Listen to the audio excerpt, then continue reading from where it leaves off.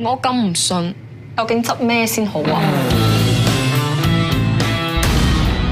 我咁運滯，有冇得執下條命㗎？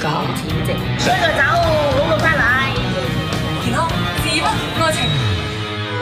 上上籤啊！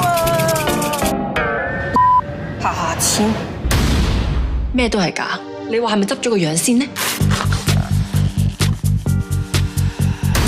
我都唔係想拍散拖，不過拍親都散啫嘛。會唔會執翻條事業線好啲呢？呢個時勢讀完 MBA 都未夠，一定要進修下，執正啲 poly。嚇！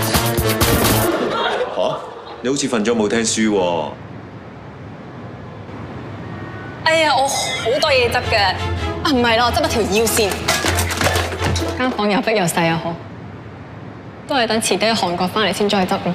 遲啲仲遲啲，不如而家啦。而家？